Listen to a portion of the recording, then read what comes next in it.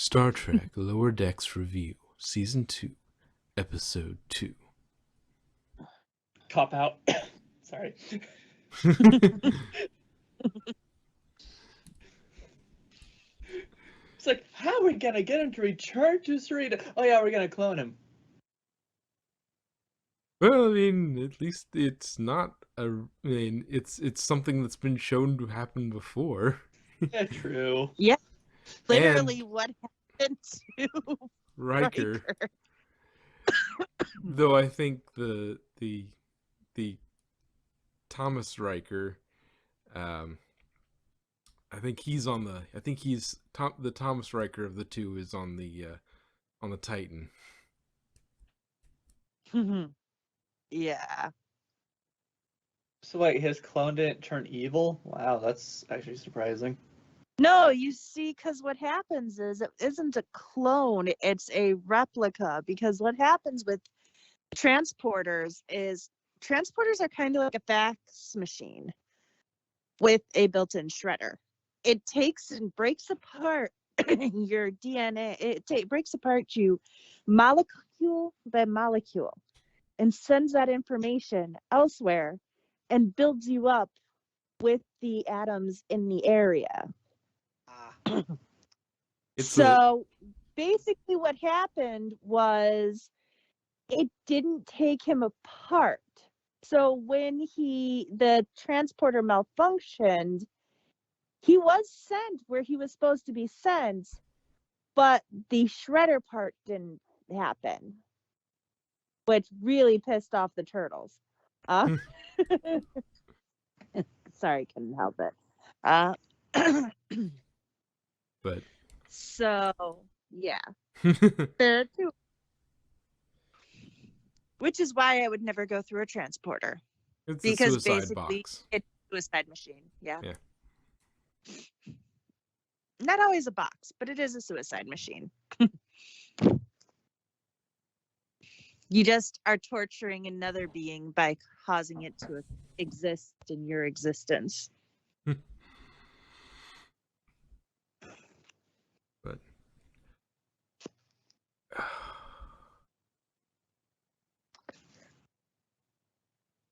Like, oh no, he'll be worth a fortune.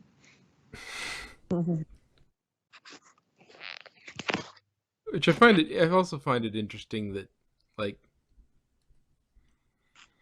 if you're looking at it from Boimler's perspective on this thing, like him getting demoted when he goes back to the Cerritos, like that's sort of a cold shot, because like he did something that you would normally sort of promote people for. Like, he saved the lives of all of the crew that went down there with him and managed to get back, and a copy of him he managed to get the shuttle back to them. So, like, I mean, I know it's the achievement of the other Boimler, but it was something he was capable and pretty much did, because it's hard to talk about it, two copies of the same person, but it would be something that he would have done anyway, because he did do that.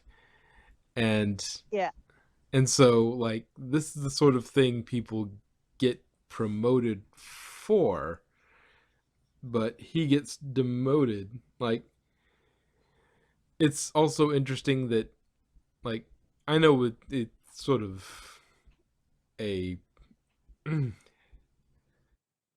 it's narrative convenience, but like, he could have been transferred to another place that needed a lieutenant. Yeah. Like, they could have sent him to well, we could send you back to Cerritos, but we don't really have room for a lieutenant on the Cerritos right now. We're full. We've been, they've had their full complement.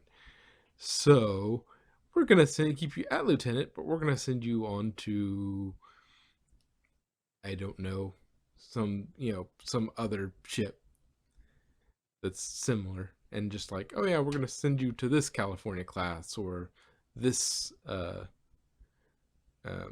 whatever the Titan's called. whatever the Titan is going to be titled. But then we could send you to another one of the sister ship of this ship, which needs a lieutenant. So we'll just send you over there. We don't have to demote you. I know it's narrative convenience, and you have to it's a sitcom reset thing. Like, you're always going to reset everything back to normal. Like, Yeah. uh, It's a Luna class. Luna class? Okay, yeah. Yeah. But, yeah. Well, we have this other Luna class. We'll just send you over to the Luna. They need us, Lieutenant. And you're apparently a great fit, because you did great here. Luna class. Another, like the California class. I know, but usually they're the named after the first ship in the line. So the first Ah. Galaxy class was the USS Galaxy. And so the first Luna class was probably the USS Luna. That's generally how a lot of ship naming goes, is they'll name it after the first ship in the line, or they'll name the first ship in the group that. So you end up with stuff like the Nimitz class. Well, there's a USS Nimitz. Guess where it got its name? Guess where the name came from? I don't know which way they want to say it, but they're kind of come up with it at the same time. So they probably named the first ship in the line intentionally to give it a unique name for the class, because they're naming it at the same time. Because whatever they pick for the first one, that's going to be the class name, generally. Now, it'll have a different descriptor, but a Luna class probably came with the USS Luna as the first in that line. I think the first Galaxy class was the USS Galaxy. But so yeah, the Enterprise wasn't the first. Well, I imagine the D wasn't. Well, it's just like the original Enterprise. The original Enterprise was a Constitution, which is probably meant there was a USS Constitution. That was the first of that one, and then the D was the Galaxy. So, but yeah, that's typically how that works, I think. So, but yeah, they could have just transferred him on to another Luna class ship that had an opening, or any ship that had an opening. They could send him to an old. Can you imagine if they had sent him to a Galaxy? One of the Galaxy classes? It's like, yeah, we're going to keep you at Lieutenant, but we're going to transfer you to this Galaxy class that needs a Lieutenant. It's like... They have a friendship class. Yeah, I imagine. Yeah, there's lots of classes like that, yeah. That's in the 21st century, but still. Yeah. What I want to see is to name a ship, a first ship of a line, the Lollipop, USS Lollipop. Then everything's then it's the good ship Lollipop. And it's a lollipop class. Yeah. Wouldn't it be the Lollipop Guild? That's when you get a bunch of Lollipop class ships together. I thought that would be we Lollipop represent the Lollipop class. Lollipop The Armada. Lollipop class. Lollipop class.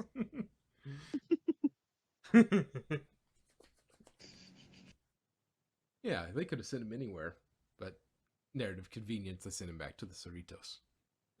Yeah, for plot convenience. Well, yeah, I mean, it just seems like, yeah, it's kind of a, from an outside, if you just take off the narrative blinders and say, okay, so you had a lieutenant who in story, like within the story, they done him a dirty. Yeah, because it's something you would get promoted for, but instead he gets demoted and sent right back to the ship he was on. It's like, from a this is a sitcom standpoint, that makes perfect sense. You know, we're just putting him right back where he was, so we can. It's the same thing as why he had to displace, was it Jet or whatever his name was. They had to displace him. Yeah. He I don't had know. I mean, they do have recurring characters like Jen, the Andorian, yeah, but it's just sort of a recurring way of background characters. yeah, but filling out the main sort of 4-person team. Like he Yeah, had to be displaced so Boimler could go back into that slot. yeah, And so, but had this been more realistic, like you wouldn't want to demote Boimler because he did exactly what you would want a Starfleet officer to do. So demoting him would seem really kind of a shitty thing to do to him. You would transfer him to another ship that needs lieutenant that's capable, yeah. which that's also something like I think he'd been too freshly promoted to lieutenant to be promoted again, but that's the kind of stuff that gets you promoted. And Hmm. so it would be funny if he'd gotten sent off to another ship and given lieutenant commanders like Yeah, I'm not ready for but this. also but also keep in mind he's kind of the Harry Kim, the unlucky ensign. You Yeah, know, he's the one who never really gets promoted. Like, so you knew this wasn't going to last anyway. Oh yeah. yeah. I mean, and I Because think he does Kim wasn't everything promoted simply. because that's kind of the running gag there. He does everything he can and he does everything right and he doesn't get promoted. And then freaking Mariner does everything wrong and gets promoted as a punishment. Yeah, I mean, if this were, if this were set in a more realistic, like non-comedy Star Trek thing, like yeah, Hmm. he would have been at this point. He might have been a lieutenant commander at this point, just because Yeah. like he is exactly what Starfleet wants in terms of, what's the book say? This, okay, just willing to do things by the book, but by that same token, Mariner would probably be court-martialed by this point. Exactly. So, like, either side, Tindy and Rutherford. Rutherford, yeah, uh, they would be fine because they mostly just they're doing their best, and it's Yeah. usually it's very much Aside from a few hiccups, which always happen in Starfleet. yeah. Starfleet, we do they kind of do weird stuff, so um Now, isn't it like the choice of the captain of the ship, if he becomes like a officer or an ensign? well, an ensign is an officer. It's just the lowest rank officer. Ah, As we've had this kind of conversation before, I know, but still, I mean, wouldn't it be the captain's choice if he stays at his rank or goes down to ensign? uh, Like, who decides the rank and stuff?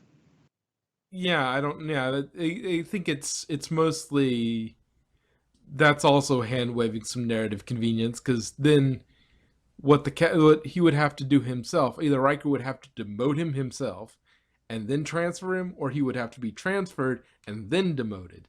In which Yeah, case, it's like you have to fill out. I'm sure there are forms for when you're demoting somebody. Oh, reason for demoting. I good job. did a too good a job, saved his entire away team, but accidentally created a clone of himself who was going to stay on the ship, and well, replica, whatever, but going to stay on the ship, and we need to move him off the ship, otherwise it's going to get confusing. Like, yeah, I mean, it might not be the weirdest thing anybody's seen, but it's Like, are you ever gonna miss seeing him? No, because we're gonna see him every single day. yeah, but yeah, like yeah, if this was a realistic Star Trek setting, yeah, he might be I a like lieutenant. it. No, no, no. The reason for demotion. I like his replica better. Yeah, I think in a reasonable Star Trek universe, he he's he's probably floating around. He's been lieutenant for a while. He might be bordering on lieutenant commander at this point. Yeah. But yeah, we don't. Yeah, In a just reasonable world universe, yeah. but Star Trek, Starfleet is not reasonable. Well, lower decks is not reasonable. Yeah. Um, but yeah, I mean, Is it weird that there are more rules in the Star Trek parody Orville than there are in Lower Decks, which is an official Star Trek? Like Lower the Orville had more rules and regulations than the Lower Decks. yeah. It was less crazy, but then again, it's not an animated show, so they have to deal with real people Yeah. and what the Well, limits of what they can yeah. do. And I think also McFarlane was sort of straddling the line between making, something that pokes fun at Trek and Trek's ilk, On and writing his own science fiction. yeah. Because there's actually some really good science fiction in there. Oh, there is, and there's some great allegory, and it really does like carry the torch. Yeah, but it has the pride, but it also is taking shots at the genre as well. Most So, definitely. but Well, just like Voltaire with, he does it with love. yeah, it's all meant. Then I think Lower Decks get that too. Is that you're making fun of the universe, but it's also with a lot of it's a loving sort of nudge in the ribs. It's a loving joke. Which It's still bugs the snot out of me. The 5, 6, 7, 8. What warp? What does that even mean? What warp do you want, Captain? Yes, yeah, but I mean Riker as captain, just like Which So, But then again, I was never really fond of Riker, like in general. How dare Just you? bothered me. I just a thought came up in my head, and it would have been. That sounds painful. It was a moment of, oh no, that would be. Okay, imagine if Ransom was Riker's first officer. Oh God. Oh. Oh God. Oh, God. You know how they have substitute captains at points and stuff, like the actual captain has to do something important, and Yeah. like they Jellicoe. have they have Riker as a substitute captain. Yeah. Riker would not fit in well with the Cerritos crew. No, I think he and Ransom would get along too well, or be too far, or be too similar in certain respects, and it would be like, oh no, this would be so wrong. Oh, God. So do you think future episodes are going to go back and forth between the two Boimlers? Oh, I know the replica Boimler is going to show up at some point. You have loaded a Chekhov's gun with an extended magazine. It's going to come back. Like, you have set that thing in motion. It's coming back. It's just a matter of when. I don't remember the reference to it is used, but I don't remember him coming back in this season. Yeah, I'm not saying he's gonna come back. Oh yeah, he's gonna come back this season, but I'm just saying, like, you've loaded that Chekhov's gun. It's going to fire at some point. And it's Yeah. probably they don't want to do it within the season because we're already through 2 episodes in. Yeah. And so, like, with only 10 episodes, 10 episodes a it's season. like it might work. It might have worked as a finale twist, cliffhanger sort of thing. But if you saved it and went on and did it the next season, that would have been fine too. I mean, it's in a place where it doesn't matter. It could be anywhere. Oh yeah. Like you could leave it as it is, leave the status quo, and that would be fine, because we're focusing on the Cerritos, and we don't need to worry about William Boimler. One thing I noticed, though, Yeah. just by certain expressions, is that Boimler apparently does not like himself. No. Boimler is like the doctor meeting, during one of the specials. Yeah, Like, 2 and 3. having to deal with stuff. Yeah. Oh my gosh. 2 and 3. I've seen clips of And that. the 3 doctors. Oh my gosh. That one is hilarious. Although, 2 and 6 got along pretty decently. Although mostly it was 6 and Jamie rescuing 2, but I would have thought like 6 and 3 would have been an interesting combination. it would have been. That sounds like that's just asking for arguments. Yeah. No, I am right. No, I am right. I'm the eldest. I know more than you. I am right. You've gone Yes, senile. You clearly have lost your mind in the years since. I am right.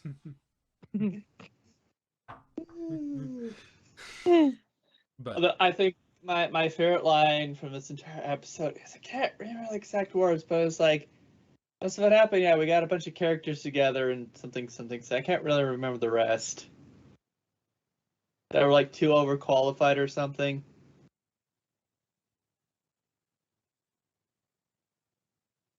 I don't remember. I don't remember that part. But what was it about? What was happening? Well, they're asking, Boimler, how was it? It's like, oh, just a bunch of overqualified characters in a situation. You get the whole thing. Oh, yeah. I'll have to watch it again. Honestly, I forgot to watch this episode because, but I watched it a while ago, so it's not like I'm going in completely cold. Yeah, and Actually, I'd seen it, so I kind of cold because my room is freezing. But and the thing is, we've talked about it this long, but we haven't even gotten onto the Collector, though that was more of a minor plot compared to what was happening with Boimler. Which is ironic. The Boimler thing was the minor plot. It's like, yeah, and we did get a little bit of lore as to why the Packleds are now strong. It's like, no, there's somebody pulling their strings, which I haven't seen the whole season yet, but that could come back in an episode or two. Oh, that yeah, it comes back.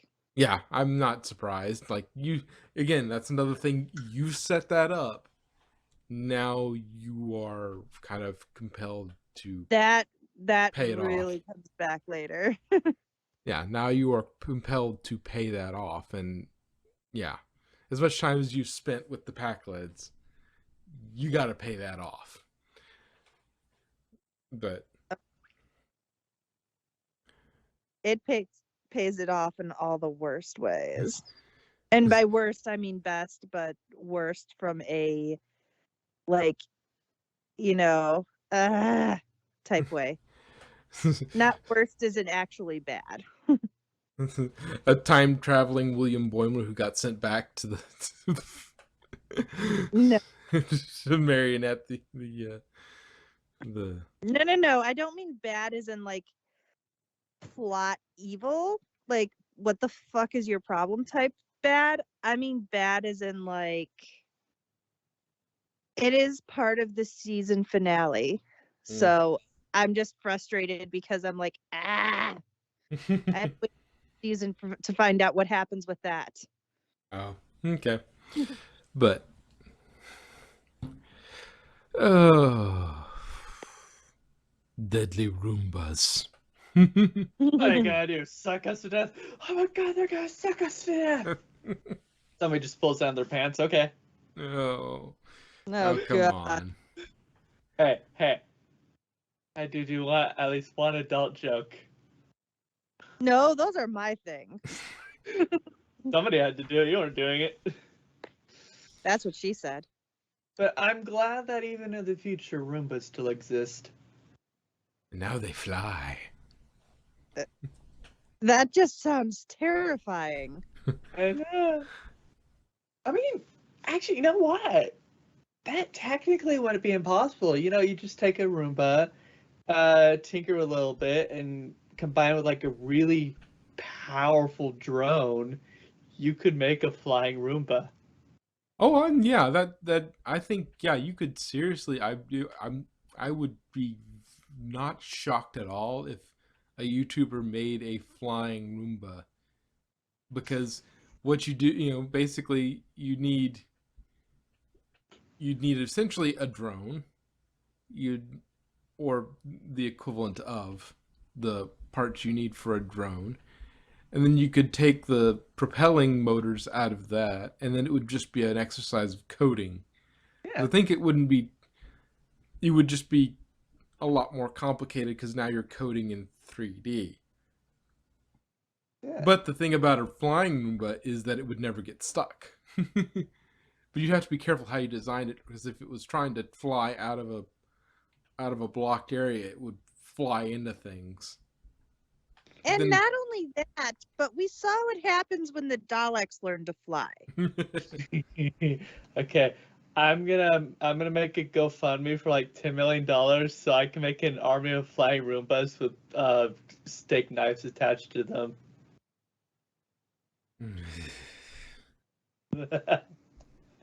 You're the wrong kind of special, kid. I shall rule the world with my flying Roomba army. Yeah, I don't think it's the coding is going to be the hardest part of that. I don't think it's particularly difficult. It's just the amount of fly time, because you'd have to take into account battery charge, and then Solar powered. and how much you But that's also how going to long it takes to take a lot code of that. power. Solar to power. lift those. Solar powered flying Roombas. Well, hey, at least you're being environmentally friendly. Yes, by ridding the world of humans. I mean, Yeah. yeah. Exactly. That is very environmentally conscientious. Okay, so Sorry, supervillain. I mean, non-supervillainy. Okay, I think we've plumbed the depths of Lower Decks, and we're now getting into supervillainy. No, one sec. I kind of want a raid that turns my enemies into puppets. Ask the master. He has his tissue compression eliminator, which does pretty much that. He turns them into dolls. Interesting. Huh. Read the sign. His TCE that's exactly what it does. Hey, something I've always wondered about cues. Are they magic or just very scientifically advanced? Well, I think go ahead. What was his name? Clark's rule, I think it is. Any significant advanced level of science is indistinguishable from magic. Yeah. The answer to Something that like question that. is It's a magical scientist. Got it.